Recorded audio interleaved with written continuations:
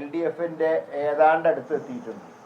അതിൻ്റെ വോട്ടിൻ്റെ ഫുൾ കണക്കെനിക്ക് കിട്ടിയില്ല എങ്കിലും വലിയ വ്യത്യാസമില്ലാതെ ഏതാണ്ട് LDFിനടുത്തെത്തി. കഴിഞ്ഞ തവണ പിടിച്ചതിനേക്കാൾ ആലപ്പുഴയിൽ വളരെയധികം മുന്നേറ്റം ശോഭാ സുരേന്ദ്രൻ ഉണ്ടാക്കി. ഇതൊക്കെ രാജീവ് ചന്ദ്രശേഖർ ഏതാണ്ട് O രാജഗോപാലിന് ശേഷം തിരുവനന്തപുരത്ത് മികച്ച പ്രകടനം കാഴ്ചവെച്ചു. ഇപ്പോൾ കേരളത്തിലെ ഭരണവിരുദ്ധ വികാരം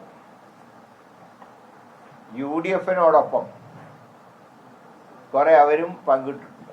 പക്ഷേ കേന്ദ്രവിരുദ്ധ മനോഭാവം 18 നിയോജകമണ്ഡലങ്ങളിൽ ശക്തമായിട്ട് പ്രകടിപ്പിക്കാൻ UDFിന് കഴിഞ്ഞിട്ടുണ്ട്. പക്ഷെ ഒരു കാര്യം ശ്രദ്ധിക്കേണ്ടത്,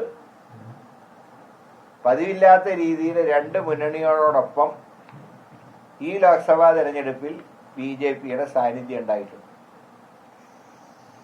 അപ്പോൾ അത് വളരെ വിജിലൻ്റായി ശ്രദ്ധിക്കേണ്ട കാര്യമാണ്. തൃശ്ശൂരിനെ സംബന്ധിച്ച് പറയുമ്പോൾ ഈ അപ്രതീക്ഷിതമായ പരാജയത്തിൻ്റെ ഒരു കാരണം ഞങ്ങൾ ഉറപ്പായി കിട്ടുമെന്ന് വിശ്വസിച്ചിരുന്ന ന്യൂനപക്ഷ വോട്ടുകളിലുണ്ടായ വിള്ളൽ, അതാണ് ഇവിടെ ഇത്രയും ഒരു മുന്നേറ്റം BJPക്ക് ഉണ്ടാക്കാൻ കഴിഞ്ഞത്. മുന്നോക്ക സമുദായത്തിൻ്റെ ഏതാണ്ട് മുഴുവൻ വോട്ടുകളും അതുപോലെ ക്രൈസ്തവ വോട്ടുകളും അവർക്ക് സമാഹരിക്കാൻ കഴിഞ്ഞു. മുസ്ലിം വോട്ടുകളിൽ ചില നിയോജകമണ്ഡലങ്ങളിൽ LDFിൻ്റെ കൂടെ നിന്നു. എന്നാൽ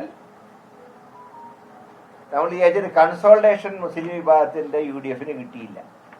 എന്നാൽ UDFിന് കുറേയൊക്കെ വോട്ട് കിട്ടി. അതുകൊണ്ടാണ് ഗുരുവായൂർ 1ാം സ്ഥാനത്തെത്താൻ കാരണം. ഇതിനു പുറമെ CPMന്റെ ഉറച്ച പല പഞ്ചായത്തുകൾ, ഇപ്പം മാടക്കത്തറ, ചാഴൂര്, താന്യം, ഇതൊക്കെ ഒരു ഉരുക്കു ഓട്ട പോലെ CPMന്റെ നിന്ന പഞ്ചായത്തുകളിൽ BJP കടന്നു കയറി. ഞാൻ മനസ്സിലാക്കുന്നത് മാടക്കത്തറ ഏതാണ്ട് 3000 വോട്ടിന്റെ ലീഡോളം BJPക്ക് ലഭിച്ചു. അതാണ് 1ാം ഘട്ടത്തിൽ തന്നെ സുരേഷ് ഗോപി ലീഡ് ചെയ്തത്. ഞങ്ങളുടെ ഒരു അസസ്മെന്റ് 1ഉം 2ഉം ഘട്ടങ്ങളിൽ LDFിന്റെ ലീഡും 3 മുതൽ ലാസ്റ്റ് റൗണ്ട് വരെ UDFിന്റെ മുന്നേറ്റമാണ് ഞങ്ങൾ കണക്കാക്കിയതെങ്കിലും അതിന് ഘടകവിരുദ്ധമായി 1ാം റൗണ്ടിൽ തന്നെ BJP ലീഡ് ചെയ്യുന്ന ഒരു സാഹചര്യമുണ്ടായി.